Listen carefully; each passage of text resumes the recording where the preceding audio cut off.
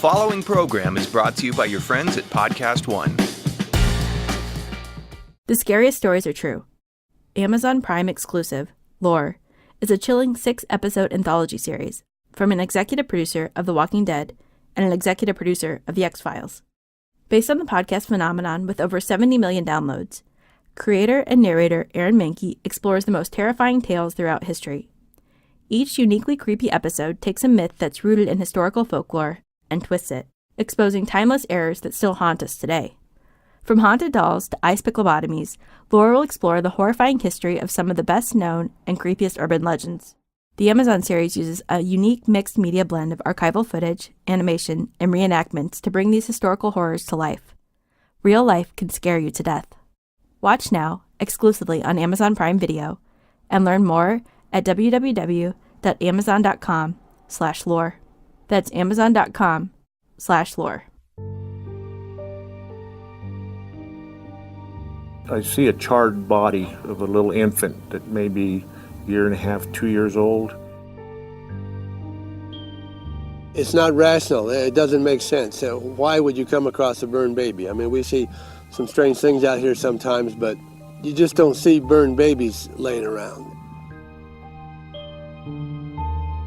He'd put the baby on the phone, and I'd just hear her screaming and crying, calling Mama, Mama, Mama.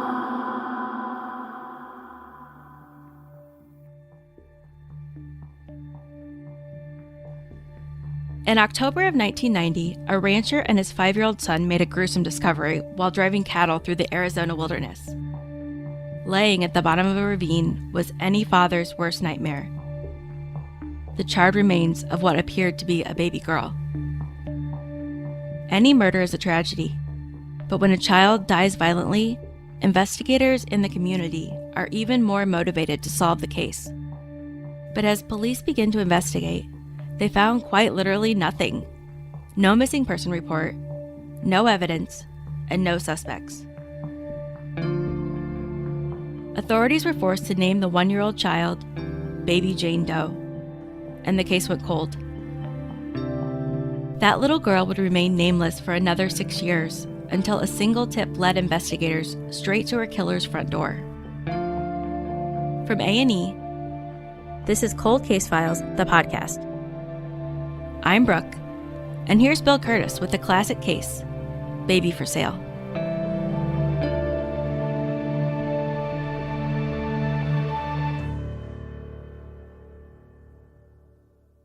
Daybreak in the desert. Father and son head out to work 26,000 acres of sand and tumbleweeds. Alan Kessler is a rancher responsible for 600 head of cattle. In 1990, his son JB is 5 years old. About an hour into their day, Alan Kessler's horse pulls up before a shallow ravine. The rancher looks down and notices a dark object lying among the rocks. I just assumed it was a doll. It had been burned, it was black, and it was kind of shiny, and it was sitting up there. But my son said, "There's a baby, Daddy." She's laying on a little ledge of rock with her head kind of facing us. There were still some kind of shreds of clothes on her.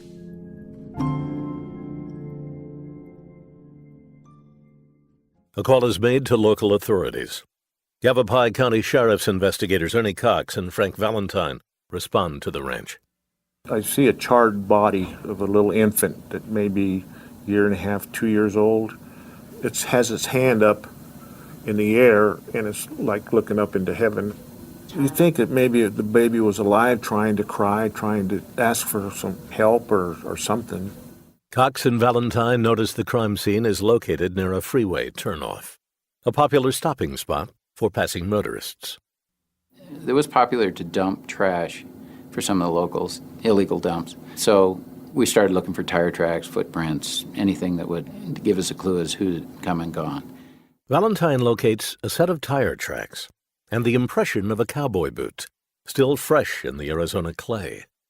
The vehicle pulled in and stopped. You can see where it stopped. Somebody stepped out of the passenger side of the vehicle, wearing a large cowboy boot. Valentine believes the owner of the footprint to be his killer. The task now, match the boot to a face. Investigators will begin by examining the corpse of a child.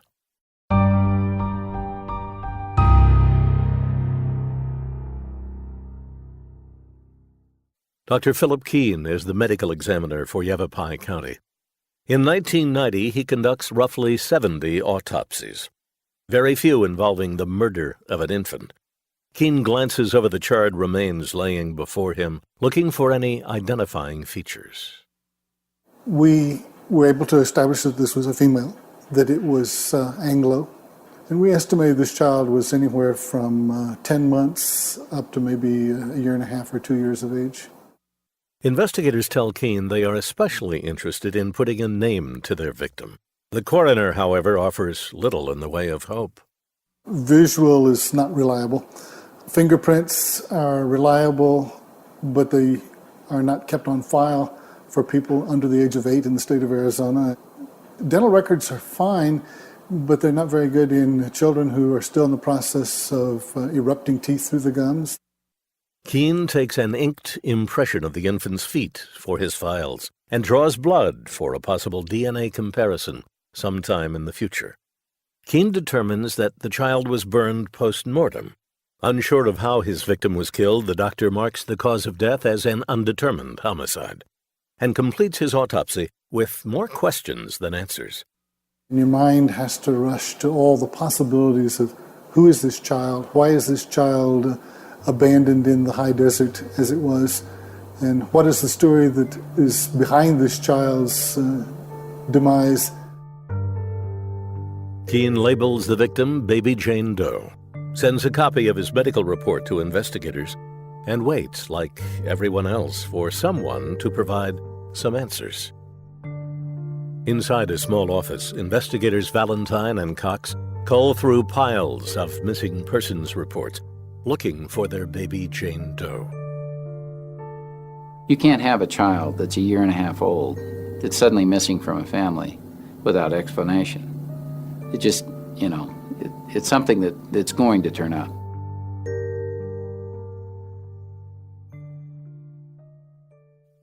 At least that would be conventional thinking.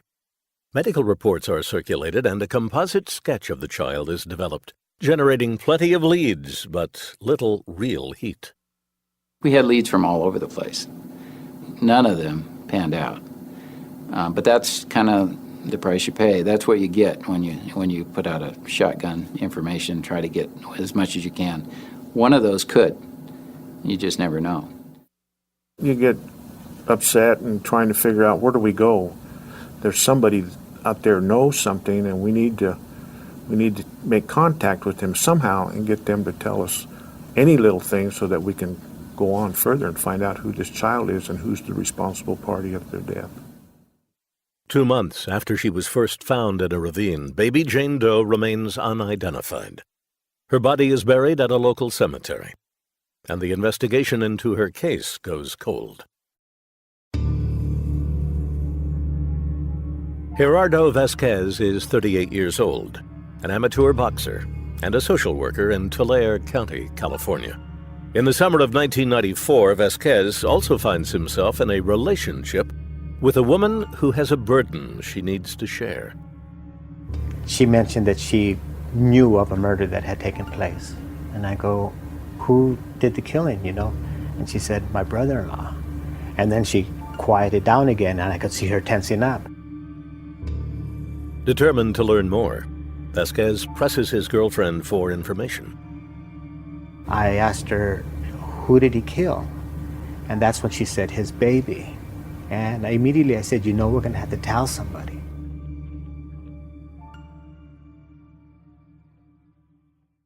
Over the next 18 months, Vasquez talks with his girlfriend, wearing down her resolve and gathering more information. Her brother-in-law's name is James Megan.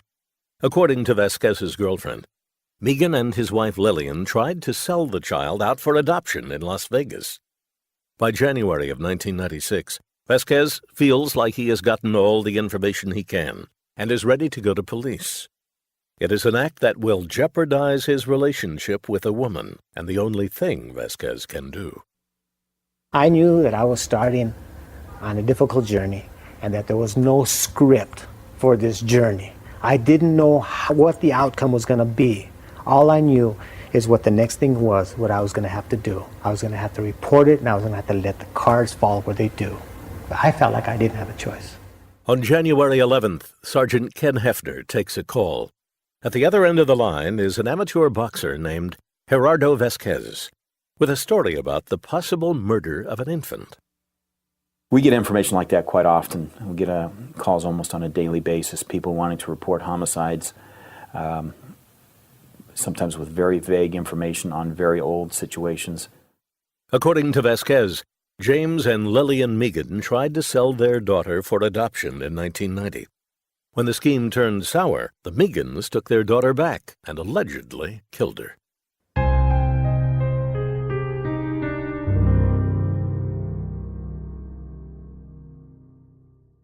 We'll be back right after this.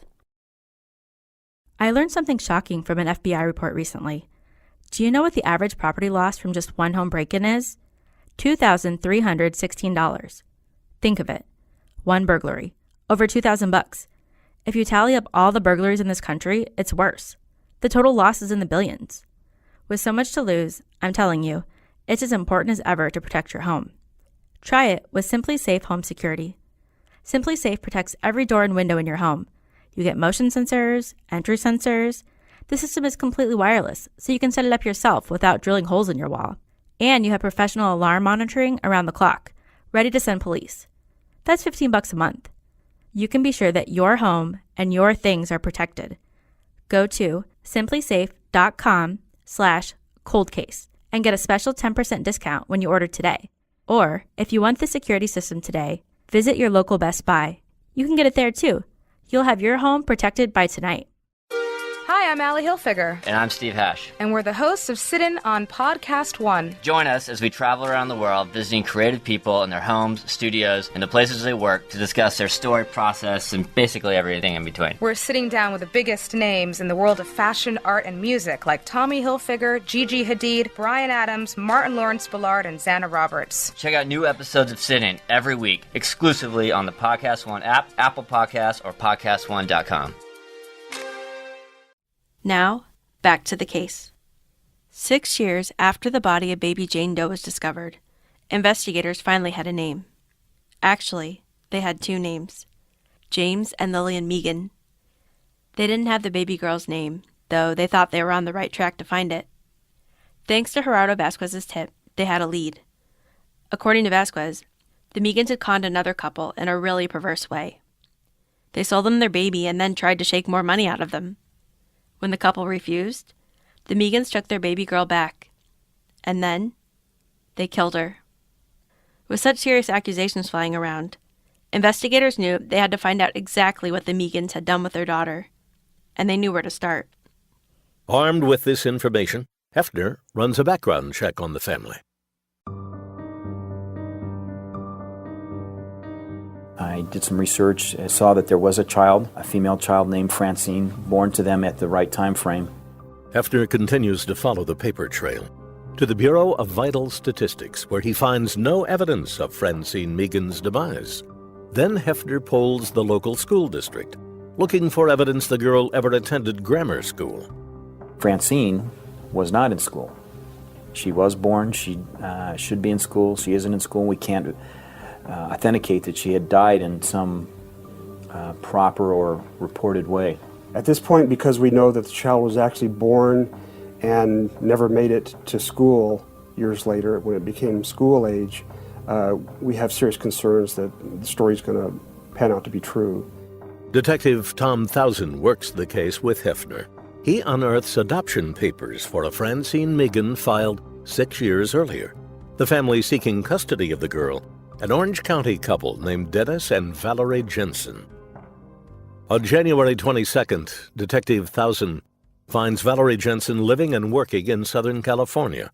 The detective greets Jensen at her job, asking pointed questions about the Megans and their child Francine, an infant Valerie Jensen knows as Danielle. I'll tell you, that's the weirdest feeling when you have homicide detectives coming to your work wanting to see you. First thing that they asked me was, when was the last time that I saw Danielle? As detectives listen, Valerie Jensen takes them back 7 years, to the day she got a phone call from her good friends James and Lillian Megan, a couple with an unusual proposal. It's Jimbo, or James, and he was saying, Lillian's going to have a baby. And he had asked us if it was a girl, if we would take her and raise her as our own. As unconventional as James' offer was, Valerie took delight in the possibility of adding a baby girl to her family of 5.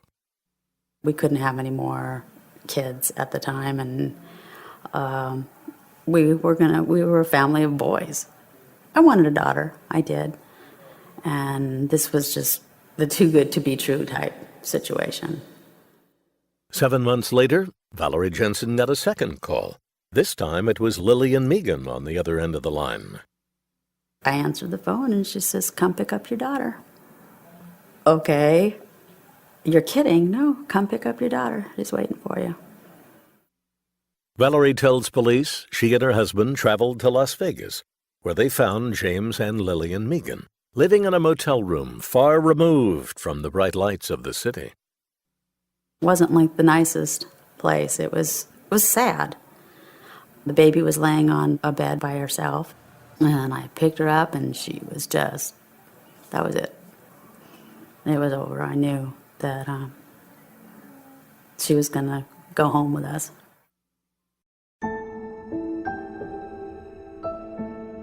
According to Valerie, the Jensens struck a deal with James and Lillian Megan. In exchange for custody of baby Francine, they agreed to help the Megans get back on their feet financially. Valerie wrote a check for $1,000 and made arrangements to purchase a car and home for the Megans. The Jensens then headed back to California with a new addition to their family, a newborn baby girl renamed Danielle Nicole Jensen. She was the little princess around the house. Just loved to be around her brothers and got so excited when she'd see her dad, and she was just something else. She was definitely a blessing. For 3 months, the custody arrangement worked fine. Then what seemed to be a blessing transformed itself into a nightmare.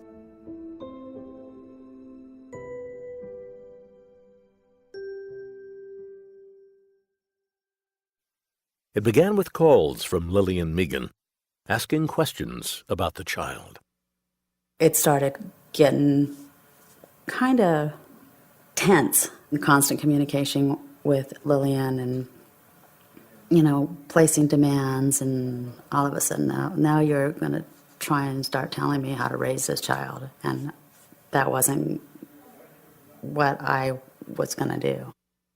According to Valerie, the calls from Lillian Megan were then supplanted by calls from her husband James. At first, Megan was polite, then insistent. His wife wanted her baby back. The only thing that could keep her quiet, money. So basically what they were saying is, we need money, and Lillian's changing her mind, but if you send us some money, I can talk Lillian out of changing her mind. The Jensens refused to pay any more money to the Megans. 4 weeks later, in the middle of the night, they got a knock at their front door. There stands Lillian. And Lillian comes in, and she says, "I came to pick up my baby. I want my baby." And I said, no. And all I remember of that night were Jimbo's words. "If you don't give her back to Lillian, you'll know what it's like to lose one of your own."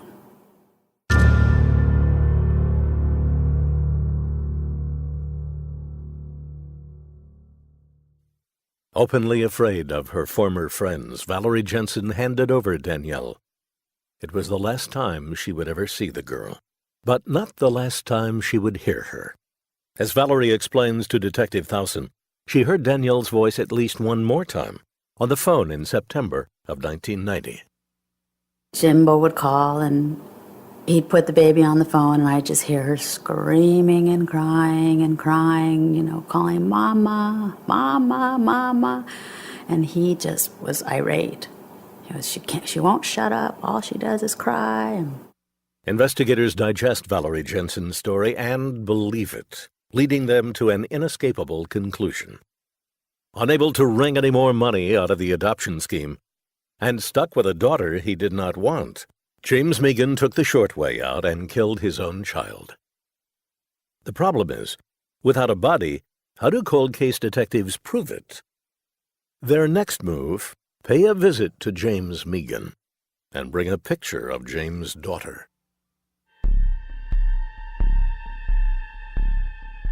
He virtually just recoiled from the picture. Anybody reading that body language would say, you know, something's wrong here. We're standing across the street from 4480 El Oro, which was the house the Megan family was living in at the time that this investigation came to fruition. And On February 13th, detectives Ken Hefner and Tom Thousand flash their badges and ask Lillian Megan if she and her husband have a moment to talk. Lillian's demeanor was immediate and profound. She just began to slump, drop her shoulders, drop her head. It looked like the weight of the world had just crashed down upon her. When you walk into the Megan household, you have a full understanding that James Megan rules with an iron fist. The first thing that you see hanging on the wall between the living room and the kitchen is a very well-worn, thick leather belt that is so worn in that it hangs perfectly flat on both sides around the nail.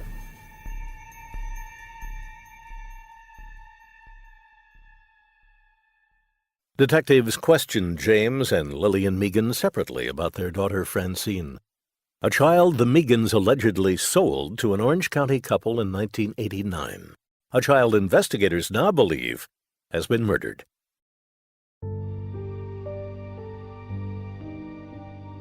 Lillian tells detectives her daughter has been missing for more than 6 years, and that she was kidnapped out of a parking lot of a local casino. Leaves the baby in the car while she goes inside to cash a check, and when she comes out, the baby's gone. And when they ask her why she didn't report this to the police, she just tries to explain that she was worried about the scrutiny and never told the police. The story is completely unbelievable that she would have her child taken from her vehicle at a casino and not report to anybody. Lillian's story might be unbelievable, but it is better than no story at all, which is what James Megan offers police when asked about his daughter. He couldn't give you an answer to anything. He'd refer us back to Lillian, which would make no sense if you had a child and it was stolen out of a car and your wife was the one that had it. When it happened, certainly you'd have a conversation with her at some point where you'd know every detail about it. Investigators feel the need to shake things up. Ken Hefner pulls out a photo of Francine and throws it onto the table in front of her father. He turned sharply to his right. He just was so fearful of looking back and seeing that photo. So we knew then anybody reading that body language would say, you know, something's wrong here.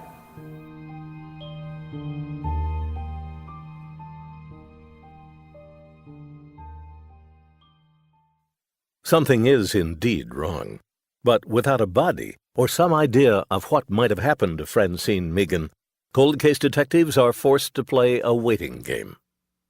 We believe that the child is dead. We believe that this has happened, that James has killed this child and done something with the body. And we're going to keep a surveillance on the house to see what's going on with James Megan and see what he does next. What James Megan does next is try to skip town.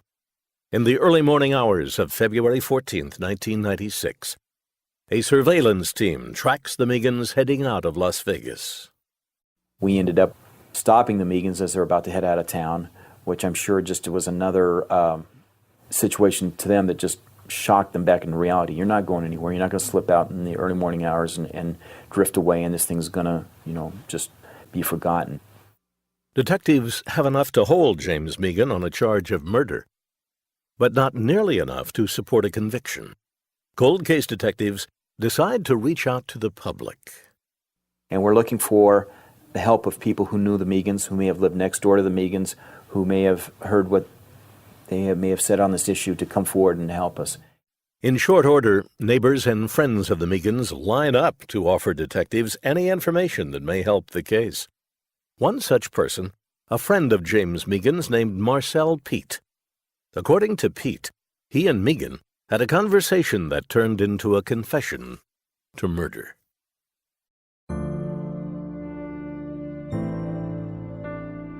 In some kind of car accident, his leg was messed up. He was on medication for the pain, and the baby was crying, and he just, next thing he knew, he grabbed it and shook it. You know, before he realized what happened, it was over. He didn't know what to do. He was scared.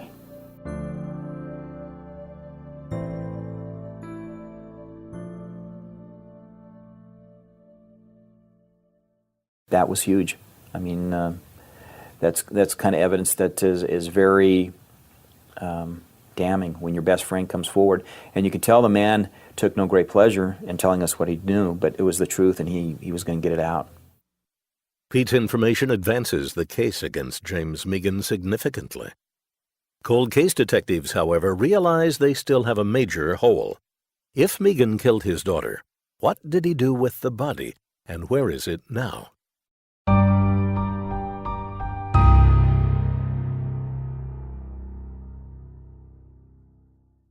It's a typical Sunday morning for Jackie Price. The schoolteacher sits down with her husband, Dennis.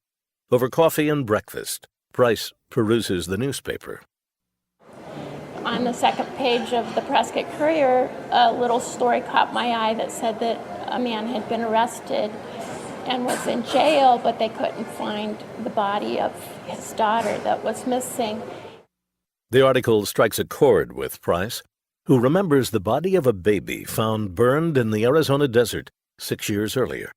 Price shares details of the news article with her husband, Dennis, who happens to work at the Yavapai County Sheriff's Office. My wife said, that's your baby. I know that's your baby. And I kind of said, what? And she said, the baby you guys found. I'm sure that is the baby. And I said, I don't think so. What are the odds? I thought, no, you're wrong. This is really connected. I felt very, very strongly about that. Jackie pesters her husband until he agrees to put a call into Las Vegas. DNA later confirms what Jackie Price already knows, that Francine Meegan is indeed Baby Jane Doe, a 1-year-old child dumped in the Arizona desert and set on fire 6 years earlier. Nothing in this job shocks me anymore. Surprised, yeah. We were pleasantly surprised that the information got out and we had our body. Cold case detectives believe James Meegan to be their killer and decide to confront his wife, Lillian, informing her the body of her child has been found and asking what really happened to Francine. On April 2, 1996, cold case detectives sit down with Lillian Meegan. Faced with the evidence of Francine's remains, Lillian is willing to talk about how her daughter died. According to Lillian, her husband, James, brought an almost lifeless Francine to her arms, claiming that the child had gotten into some pain medication James had been taking for his broken leg. Lillian said she tried to do CPR and the baby basically dies in her arms. They decide at that point they're going to take the baby out of the house, so she puts the baby in some clothes and then puts the baby inside a suitcase, puts the suitcase in their car. Lillian says they traveled to Arizona, looking for a spot to dump the body of their 1-year-old. Just off I-17, the couple found a turnout and pulled over. James takes Francine out of the suitcase, puts her on the ground, pours gasoline on her, and sets her on fire. And I remember Lillian commenting that she couldn't watch, so she didn't want to look and asked that they drive away, and they didn't stay to watch to make sure that the body burned up. Cold case detectives don't buy Lillian's story of an accidental overdose, believing it to be a last desperate attempt to save her husband from a charge of murder. Clearly, if he admitted that he picked up the baby and shook it, he'd be admitting to murdering the child as opposed to just having some medication that the child gotten into, which she was trying to do at that point. On August 20th, a jury renders its judgment on how Francine Megan died and who was responsible.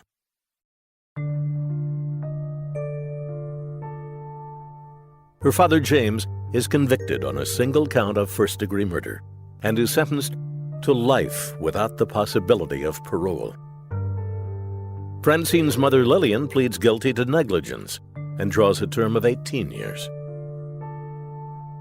The Megan's former friend, Valerie Jensen, is left to wonder about the 9 months she called an infant her daughter.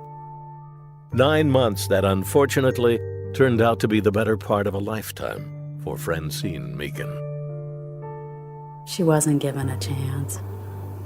You know, she deserved to be loved and to grow up and to be with her family, and they took that from her for absolutely no reason.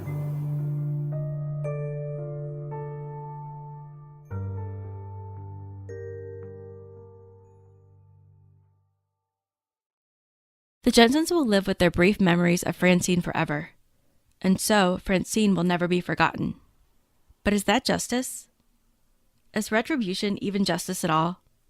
And if so, can you call a life sentence for James Megan and 18 years for Lillian Megan retribution? The Cold Case podcast team looked into where the Megans are now, assuming they would both still be in prison. Like anyone, I assume that someone is locked up for the murder of Francine Megan. But you know what they say about assuming.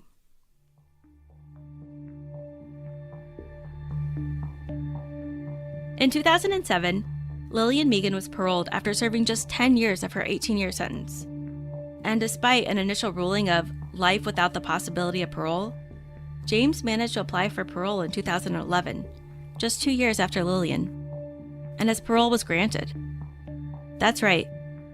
James walked free. Then, in August 2013, just 2 years after being granted parole, James got into a heated argument with his mother. So heated, in fact, that officers were called to the scene, clearly demonstrating that he was having anger issues. As a result, James's parole was revoked. He returned to prison, but applied for parole again 2 years later.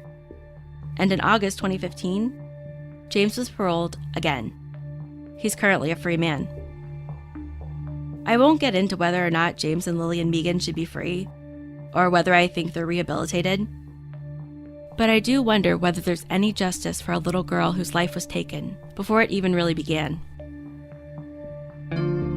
Cold Case Files, the podcast, is hosted by Brooke Giddings. Produced by McKamey Lynn and Scott Brody. Our executive producer is Ted Butler. We're edited by Steve Dolomater and distributed by Podcast One.